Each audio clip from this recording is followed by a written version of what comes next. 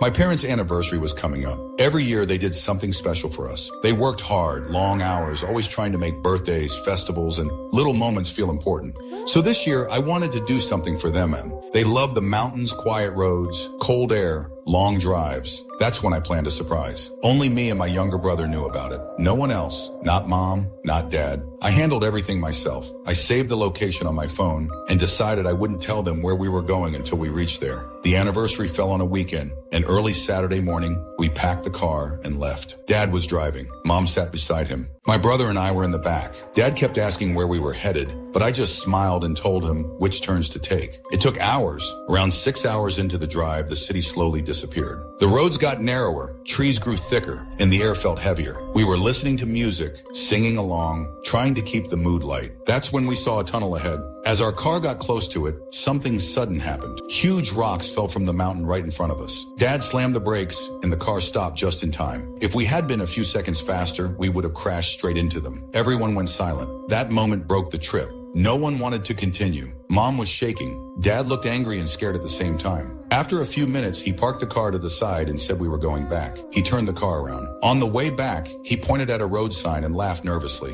It said the city was 280 kilometers away. About 15 minutes later, the same sign appeared again. Same number, 280 kilometers. I noticed it but didn't say anything at first. Then it happened again. Same sign, same distance. I told Dad to stop the car. I tried to explain what I was seeing, but no one believed me. Everyone was already irritated. Dad told me to sit quietly and we kept driving. A little further ahead, we saw an old woman sitting by the road. She was selling oranges from a small basket. My brother loved oranges and begged Dad to stop. We bought a bag and drove off. Not even 10 minutes later, we saw her again. Same woman, same basket, same place. That's when I checked the map on my phone. According to it, we hadn't moved at all. It showed our car parked in the same spot. We told ourselves it was a network issue, but none of us felt normal anymore. Dad stopped the car and stepped out, looking around. That's when someone knocked on the window. A man stood there smiling. Calmly, he asked, "Are you trying to go back? This road doesn't go there. You should turn around." Before we could ask anything else, he walked away. Dad followed his advice. After 15 minutes, we were back at the same place again. Dad stopped the car. This time, no one spoke. Then the knock came again. Same man. He said the same thing. Dad got out of the car angry now and started shouting at him.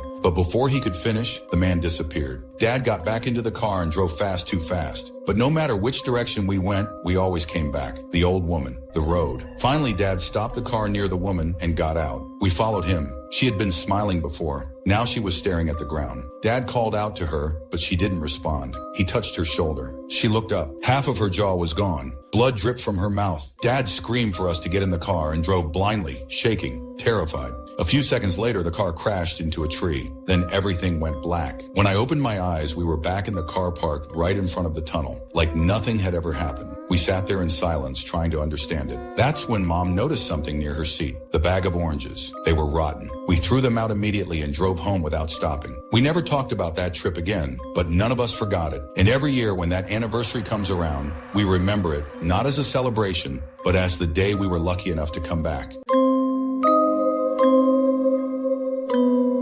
Christmas was very special in our house. Every year we used to decorate the tree and wait for gifts. I was 11 years old at that time. I was very good in studies and sports. Everyone praised me for everything. Because of that, I had started thinking that I was better than other kids. In school, I used to make fun of children who scored less than me. Sometimes I bullied them. Teachers complained about me many times. But because I was a topper, everyone tried to explain things politely. I never listened to anyone. That year, I again stood first in class. I was very proud of myself. For Christmas, I asked for a special action toy. I was sure I would get it. On Christmas Eve, I got an idea. I wanted to see Santa with my own eyes. I decided that I would stay awake at night and hide near the tree. At night, when everyone went to sleep, I quietly came out of my room. I hid inside a kitchen cabinet. From there, I could clearly see the Christmas tree. I was sitting silently and waiting. After some time, I heard a sound of bells. My heart started beating fast. I thought Santa had arrived. Then I heard a noise from the chimney. I looked at it carefully. Something was coming down. First, I saw feet. They did not look human. They looked like animal legs. I got scared but couldn't move. Slowly, a strange creature came out of the chimney. It was very tall. It had horns on its head.